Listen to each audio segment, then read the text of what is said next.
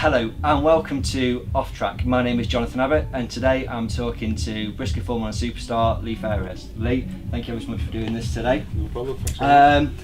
Decent season so far, bit of a slow start but right at the end of the shootout. Great opportunity to win a title this year.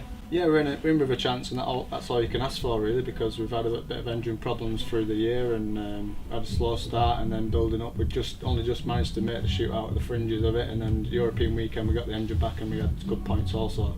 That put me in it, so like I say, you can only ask to be in it and hopefully be in with a chance at the end, because I've been in every position I think to try and win it and not won it, so second and third, so hopefully this is the year. Fingers crossed. Yeah. So we're going to talk a bit of stock cars and a lot of other things. So on the theme of stock cars, what's the best stock car that you ever raced or built? Best stock car I've built is probably a stock car that I've only raced once, believe it or not. My very first complete car I've ever built was for Daniel Van Spijker, the shale car, okay. And it looked beautiful, it turned out, and Daniel were racing it for the year. In 2016 I think Michael Stewart raced my car in the world final and I decided to race Daniel's car, and I raced it that one time, never turned a lap in it before the world final race, and I ended up getting third in it, and the car was just brilliant to drive, and I was really proud to do that. Yeah. Obviously it would have been nice to go a bit further, second and first, but I was really proud moment, yeah. Good, brilliant. And then obviously you talk about your cars, but then are there any cars out there racing today that you really admire? Could be design, build, paint scheme, is there anything you'd look at and go, really like that? Yeah, growing up I've always admired obviously Andrew Smith and his cars, and I think when he came out with that shale car which Mick Sauder's got now, that was just, to me that was the car to, if I ever built a car I want it to look like that and to go like that, because when Andrew drove it, it went so fast, and it's just a nice build. I remember at Coventry watching it coming down the back straight, stood on turn 4 and you kind of going, that is impressive. Something else. It was the car of, when Andrew had it, it was the car of that century. Yeah, brilliant. Okay, and then moving on to tracks. So are the tracks we race at now, which is your favourite? Have you got a particular one that really stands out?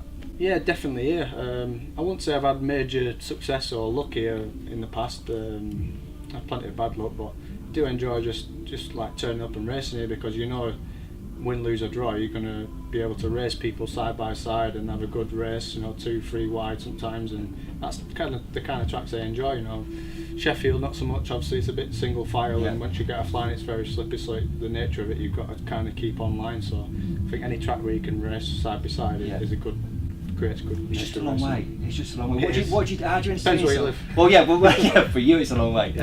For everybody, how do you entertain yourself on the journey here? What do you do on the bus? You must do some stuff. Probably my mechanics probably get sick and tired of it, but I always slap the New Zealand Team Champs DVDs on and watch through them, and obviously races that I've done and races of the past, and just enjoy like analysing and see who's doing what within the team racing, and I think it's good for me to watch it and recap on it, and when I go out there it's a bit more natural to me. Good. And then thinking about the tracks that we don't race at now, anyone you'd like to bring back onto the calendar? I'd probably say Bradford, because my dad always goes on about it, and he got 2 fourths in the world finals there. He always says to me like, that's really hard to do, to get 2 fourths, probably harder than winning it twice, he says, but I don't take it too seriously, that one, but probably Bradford. Okay.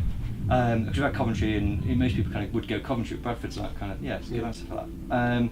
In terms of drivers that you'd like to see race Formula 1 stock cars, is there anybody that kind of stands out? I think actually you'd like to see them come into Formula 1s and race. Gordon Moody, definitely. Yeah, Gordon's a good talent and puts a lot into his racing. Obviously, I think he's a bit too far north to race our calendars fully, but he's good talent, and I think he'd be a good mix with F1 drivers. He seems to watch quite a lot of Formula 1 whenever he's been at a Formula 2 meeting. You kind of see him watching, so you see him when he's racing. He's just a natural driver and natural competitor, a bit like Nigel Green when he's transformed over into F1s. He's going to be naturally fast, and so it'd be good to if he had a proper go. Okay. And you've been racing 10 years now, so thinking back to your dad's era or around that time, any driver you'd like to have raced against that no longer races? Definitely Stuart Smith Senior. Obviously everyone says he's the best, and obviously I believe he was the best stock car driver we've ever had. But it'd be good to race against him and compare myself to a driver like that, where everyone looks up to as the best. Yeah, and because then you've got that comparison every so yeah, am I the best?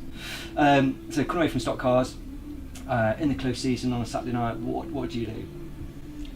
Not much really. It's not an exciting life really outside of stock car racing. You know, stock cars takes up a lot of time and a lot of effort, so it's generally evolves around that. But usual Saturday night I'll just be relaxing with Jacqueline and doing whatever we want to do, go out for a meal or whatever. Yeah, what normal people do. Yeah, what normal people do. But you're not normal. You're a stock car driver. So no, yeah, take the helmet off. We're all pretty normal. Absolutely.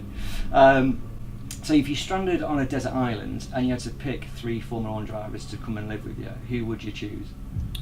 And why? If you could give me why as well. Formula 1 drivers. Well, Jacqueline is a Formula 1 driver. Yeah, she is. Yeah, have that. I've got needs, so Jacqueline needs to be there. Absolutely. Cooking on me. Okay, yeah. I thought we were going there. I don't know where your line was going. I'd probably have Carl Hawkins as well, because he's probably used to scavenging around for food. He's a bit like that. Well, I don't know why. Well, we went on the stag do with him to Dublin, and he looked like one of the homeless people. Okay, right. So we just had a bit of a crack with him with that one, and I'd probably say Peter Falding, because I know he's not a current driver, but if we do turn to like cannibalism, we'll have plenty to eat once. Very good. I like these answers. Yeah, very good. Okay, so look, Jacqueline, Carl and Peter Falding. Okay, I like that for all very good reasons. Yeah. You've thought that through. Yeah, it's a good answer. Very thorough. Thank you. Do you ever go and do the big shop? Yeah, I always do the big shop. Where'd you go? Me and Jacqueline live together now, so generally Aldi or Lidl. Okay. Jacqueline's like, she doesn't like shopping. She'd rather get in and then out and get whatever's on the list. She'll get. Whereas I'm like, I go shopping. I go shopping. Okay. I go down every aisle. Really? If I go across and get whatever's on the list, bananas, I've got to come back and go down the same. I can't miss anything. So you've got a set route? Yeah, I've got every aisle has to be covered. So. Okay, I like that. I went to Costco the other week.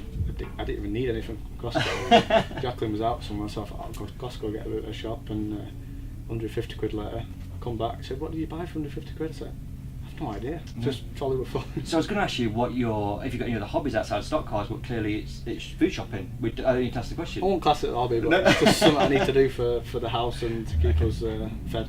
Brilliant, thank you. Favourite subjects at school? Definitely PE. Definitely PE. Yeah. Because I used to play for Bolton Wanderers Academy. Yes, I do know that. So obviously, whilst I was at school, I was in the peak of my footballing thing, and I was just naturally good at all sports really. And obviously, PE was the only one I excelled at and got A+, and the rest I just managed to scrape through. But did you think you'd have gone into was the footballing piece actually? I can do this. I know it's really hard. I mean, my nephew's kind of like wants to do it. He plays for. He got trying to get the Mansfield Town, but he just can't. Yeah, there's a lot of good talent out there, and unfortunately, I was just at that point where all the other lads was progressing and getting bigger and bigger, and I was still quite a small frame when I was playing against them. Got up until like 14, 15, and I got signed up when I was 8, and then when I got to 12 years old, I was signing 1-year contracts, and when I got to 12, I signed a 4-year contract. So they were committed to helping me become a professional footballer, and I was committed to it as well. But as everyone else was progressing, I was kind of the smaller of the group, so it was hard to. You'd be playing against grown men basically, and it's just you're on the back foot straight away. But I got released when I was 16, and looking back at it, I had a few offers from other clubs and things like that, and I could have carried on playing, but I don't really regret it, because at the time my heart wasn't. Yes. So, No, I say one of my questions was: is that one of your biggest regrets? Is that not sticking with football?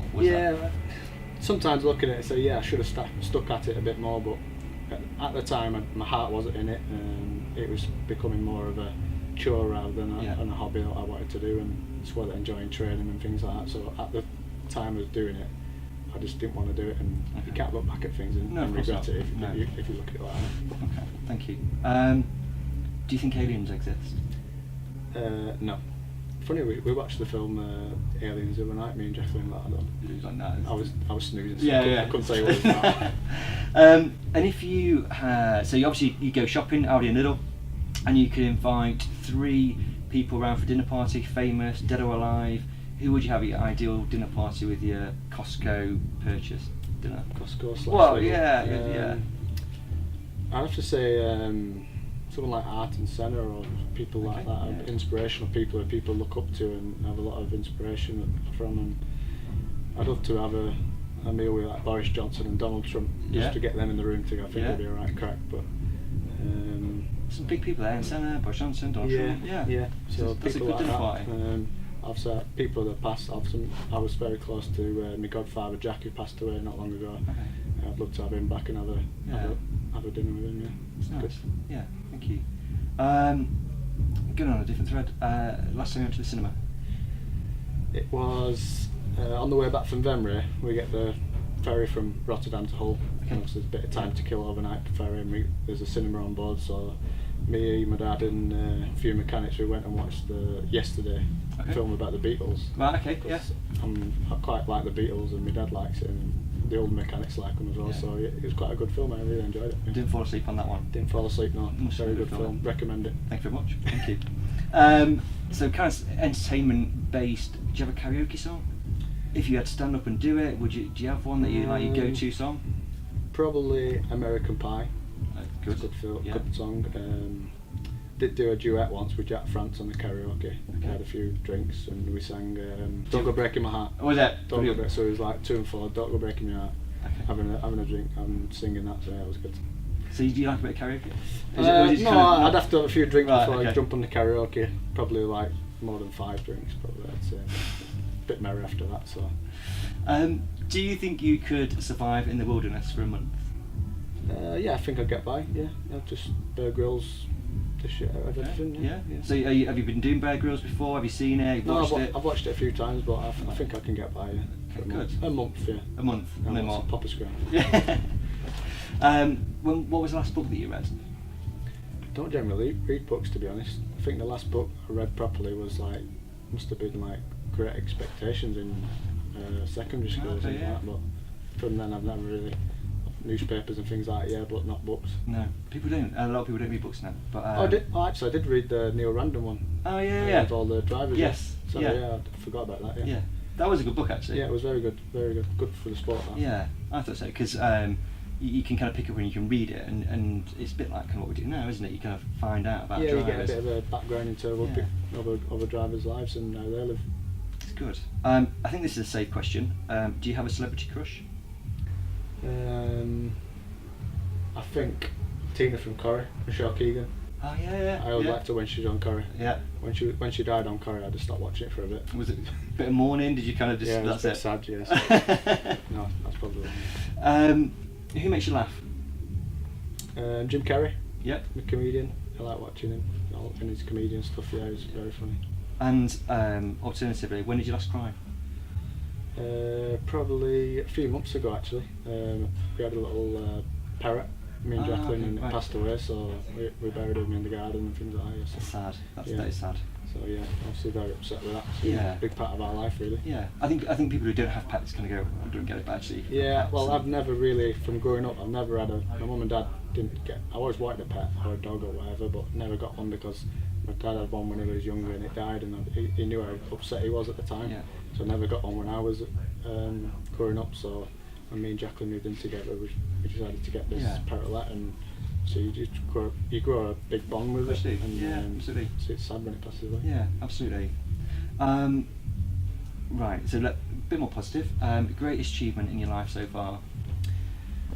So far, glad you said so far because there's so much more I want to do in my Yeah. life, but definitely winning the world final, growing up around stock car racing and watching drivers of the past Yeah. and great drivers, and just to get my name on that trophy, even if I put it on once, it's a massive achievement and something that goes down in the history books. Yeah, maybe your name will be always recognised within stock cars. It's kind of your major mark, haven't you? So Yeah, that's yeah. brilliant. Absolutely, I can see that.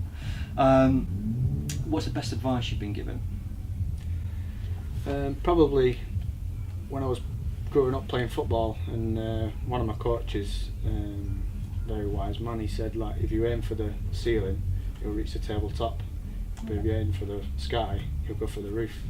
And I think I've always trying to, no matter what I do, I've tried and set my goal on much higher than what I possibly could do, but obviously trying to get to that far, I think it pushes you even Yeah, more. that's good advice. That's Yeah. good. That's brilliant. Randomly, what was the last gift you gave somebody? From Aldi, wasn't it? Or Costco, was it? No? Lidl. Lidl, okay, good. Middle Island, Lidl. Picked up a pair of jeans for Jacqueline. Brought it home for her. So Was she it pleased? was only like a week ago, so that was the last. It wasn't like a special present. Okay. Yeah, she was happy with them. She was Good. pretty good. It's a great Sent gift. it back for the next colour, for the other colour as well. But I'm not gonna let it. have to go next week. Do you sing in the shower? Yeah, karaoke songs. Do you? Usually, yeah. Okay. And what's the best prank you've played on someone? When I used to work at a Ford main dealer, doing my apprenticeship, and there was a lot of banter in the workshop with the lads. And the guy who trains me, I used to ride my bike to work before I got my license, and one day he greased my handlebars on my bike when I got on at night. Hands were covered in grease, so I thought I'll have you back for that. And I got his car keys out of his toolbox, sneaked off to the car park, turned the ignition on, put the vents all on the dashboard and put them up facing his face basically. And I got little polystyrene balls, and I must have had a big tub of them at the time. I was just pouring all these polystyrene balls in the air vents, switched the ignition off whilst it was still on, and then took it out, put them back where he found them, and then come 5 o'clock we were clocking off, and I sneaked up behind him like watching him. I was watching from a distance, and he started his car up, and these polystyrene balls were just like a big snowflakes everywhere in his car, and he got out, he was ranting and raving, but He wasn't happy. well, looking back at it was just hilarious. That's very good. Everyone It's in the car park were laughing. It's brilliant. It's very clever as well. I like that. Yeah, It's very I was clever. a bit sneaky like that to get someone back. So. It's good. I'm going to do a quick fire round in a minute, but before we do that, can you describe yourself in 3 words? Funny, witty, and horizontal. Horizontal. Laid back. Yeah. Captain calls me horizontal. Okay. So, yeah, pretty Very laid good. back. Thank you very much. Right, are you ready? Sun or snow? Snow. Coffee or tea? Coffee. Shale or tarmac? Shale.